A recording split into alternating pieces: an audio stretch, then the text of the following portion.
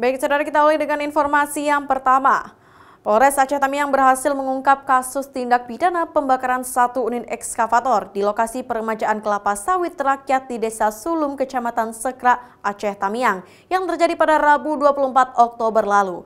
Polisi mengamankan 2 orang pelaku yang melakukan pembakaran tersebut dengan motif karena kesal dan sakit hati.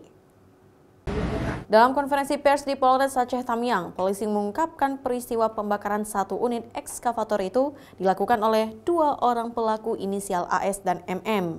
Kedua pelaku ini dengan sengaja dan merencanakan pembakaran satu unit ekskavator milik korban Haris Fadilah, warga Desa Babo, Kecamatan Bandar Pusaka, Aceh Tamiang. Pelaku merasa kesal dan sakit hati karena pelaku dijanjikan uang saksi Norman untuk membuat batasan hutan menjadi tanah milik kelompok tani. Dalam kronologisnya, kedua pelaku merencanakan untuk membakar ekskavator itu.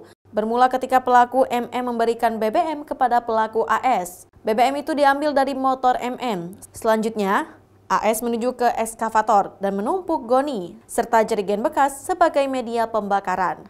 Setelah itu menyiramkan BBM tersebut dan setelah terbakar, kedua pelaku ini meninggalkan lokasi dan pulang ke rumah masing-masing. Kedua pelaku ditangkap pada 5 November lalu di kawasan Aceh Tamiang dan mengakui perbuatannya. Kemudian atas keterangan pelaku MM bahwa ianya melakukan pembakaran satu unit ekskavator bersama saudara MA. Berdasarkan keterangan pelaku AM, lalu pada pukul 15.35 WIB, anggota Polsek Karangbaru melakukan penangkapan terhadap pelaku AS di jalan lintas Desa Rantau Bintang, Kecamatan Bandar Pusaka. Sementara itu, polisi mengamankan barang bukti berupa 1 unit ekskavator yang sudah terbakar, 2 unit kendaraan roda 2, dan 2 unit handphone. Tersangka diancam pasal 187 KUHP dengan ancaman hukuman 12 tahun penjara.